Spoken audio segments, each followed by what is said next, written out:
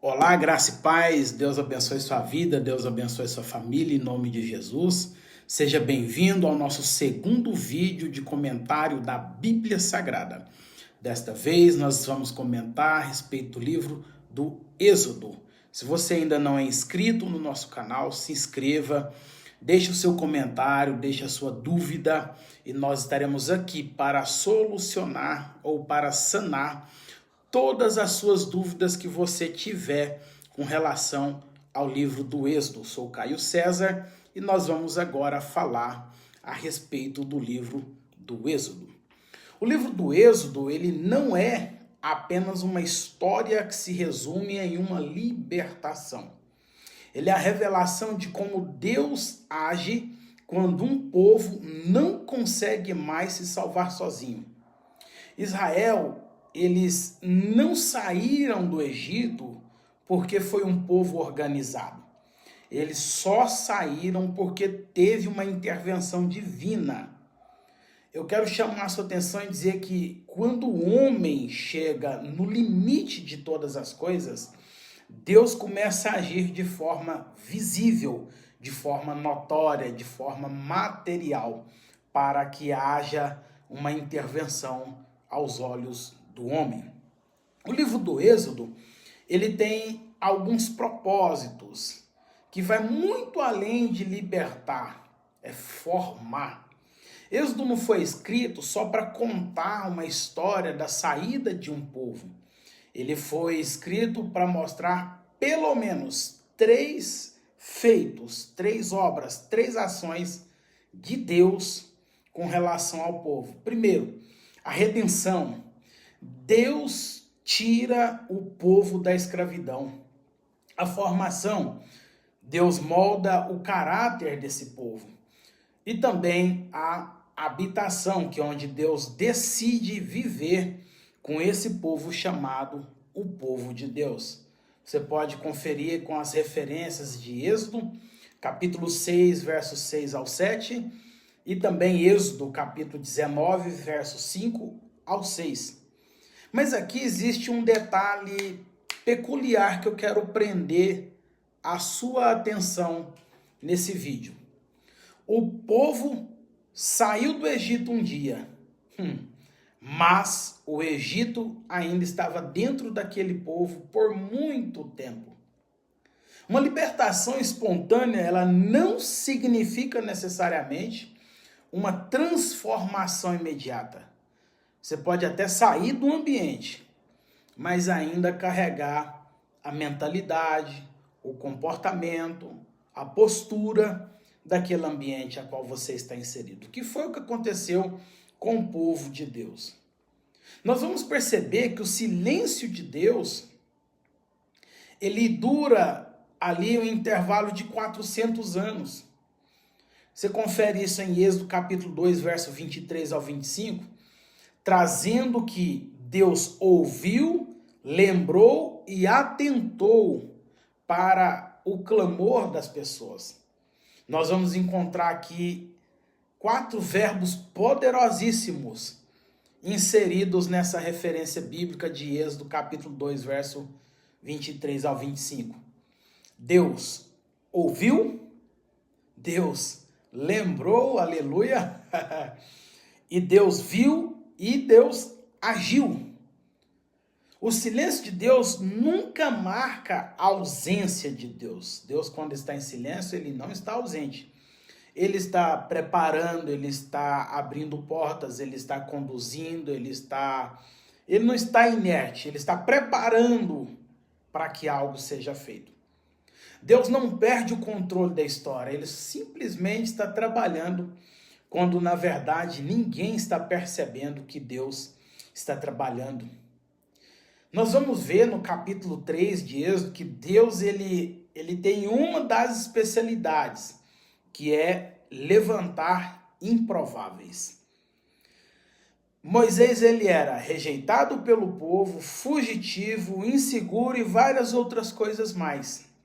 Mas, mesmo assim, diante das limitações de Moisés, Deus o chama. A bem da verdade é que Deus ele não chama simplesmente os que são capacitados, mas ele capacita aqueles que são chamados e se rende ao propósito a qual Deus já destinou como um destino profético. Há um futuro onde Deus pretende fazer algo e as pessoas se dedicam, se envolvem e Deus as capacita. Deus, ele começa agora a se revelar a partir de Êxodo capítulo 3 como o eu sou.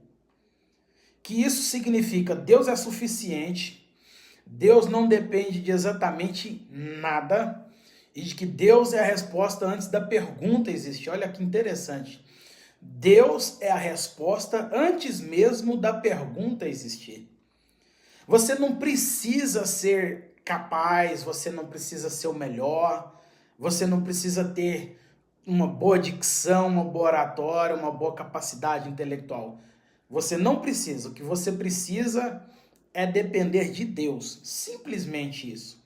Que é um dos focos centrais do livro do Êxodo, a qual a Bíblia trabalha para nós. Nós vamos encontrar, a partir do capítulo 7, Deus trazendo um confronto espiritual para aquela nação opressora, para o Egito. Agora Deus começa a lançar pragas dentro do Egito. E cada uma confronta o que era sagrado, uma deidade para os egípcios. Deus começa a desmontar tudo aquilo que é segurança, tudo aquilo que é estabilidade para o povo do Egito, mostrando que o seu poder, a sua glória, estava com o seu povo amado e escolhido. Deus não divide a glória dele com ninguém, com ninguém. Deus não divide a glória dele com aquilo que a gente talvez insistimos tanto em idolatrar. Deus não admite. Aquilo que você mais confia pode ser exatamente o que Deus vai confrontar em você. Aquilo que te gera segurança, tranquilidade, aquilo que você olha e fica numa zona de conforto, pode ser isso que Deus vai confrontar na sua história. No capítulo 12, nós vamos ver a redenção por uma substituição. O sangue do cordeiro, ele é instituído como marca nos umbrais das casas, para que a morte não entre nessas casas que tivesse o sangue derramado, marcado nos umbrais. A morte, ela passa por cima. Mas é necessário que a gente entenda uma coisa, não era sobre quem era melhor, era sobre quem estava debaixo de uma marca, debaixo do sangue do cordeiro. E o livramento, ele só vinha na casa que carregava a marca do sangue do cordeiro, nos umbrais. Hoje nós somos marcados pelo sangue do cordeiro, não nos umbrais, mas dentro de nós, na nossa vida. Deus não responde à performance de quem é melhor, quem se desenvolve mais. Ele responde à provisão que ele mesmo estabeleceu para a necessidade do seu povo. Nós vamos ver no 14º capítulo de Êxodo, quando o povo está encurralado, não tem como ir para frente porque o mar está diante deles, não tem como ir para trás porque o Egito está lá, pronto para destruí-los com seus carros e cavaleiros, extremamente preparados e capacitados para a guerra. E Deus, ele é especialista em criar situações como essa, de beco sem saída, para mostrar que tudo que nós precisamos não é de um beco, é de um caminho.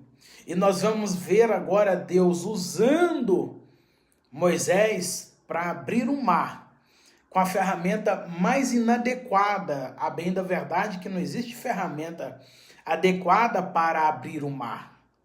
E ele usa o cajado, que era aquilo que ele tinha ele tinha na sua mão. Nem toda batalha nós devemos lutar. Tem batalhas que Deus vai lutar por nós. Algumas batalhas nós só devemos confiar em Deus, porque adiante está o mar, para trás está os cavaleiros, os carros, o exército, o faraó, e Deus, ele entra com ação sobrenatural. Nós vamos ver em Êxodo 20 que Deus agora ele começa a revelar-se através da lei. A lei ela não foi dada para salvar ninguém. Muito pelo contrário, ela foi dada para dar um padrão, um parâmetro de como servir a Deus, como se relacionar com Deus, como ser povo de Deus. Deus ele não ajusta, Deus não está ajustando o homem, o céu ao homem, mas ele está ajustando agora o homem com o padrão do céu. Se você quer viver uma história padronizada com Deus, não é baseado nas suas emoções, expectativas, muito pelo contrário, é pelo padrão da palavra de Deus. Êxodo 25 adiante nós vamos ver Deus se relacionando e se aproximando do povo através do sacrifício. Deus quer habitar no meio do povo através do tabernáculo. Isso é impressionante, porque agora o Deus que libertou esse povo, agora é o Deus que quer se relacionar. Deus não quer simplesmente tirar o problema do homem. Ele quer estar presente na vida do homem. Ele quer reger a história do ser humano. E eu creio que você tem essa predisposição. Êxodo, ele termina com alguns pontos-chave que vai chamar a nossa atenção e prender os nossos olhos. A glória de Deus enchendo o tabernáculo, Êxodo 40, verso 34. Isso mostra Deus que Deus começou libertando, mas terminou habitando no meio do povo. O objetivo de Deus não é apenas mudar a história, mas é habitar nessa história. Não faria sentido algum Deus mudar a história de alguém e não habitar na história dessa pessoa.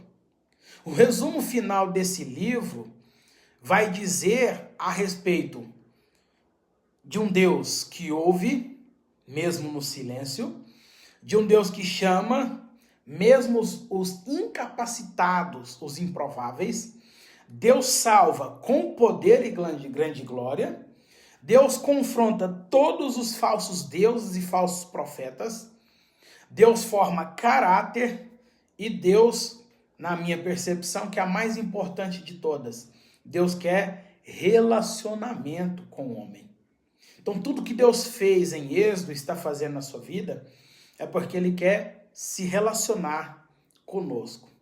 Deus abençoe você que ficou até aqui. No próximo vídeo nós vamos falar a respeito de Levítico. Não perca, vai ser um conteúdo maravilhoso para a glória de Deus. Deus abençoe sua vida, em nome de Jesus.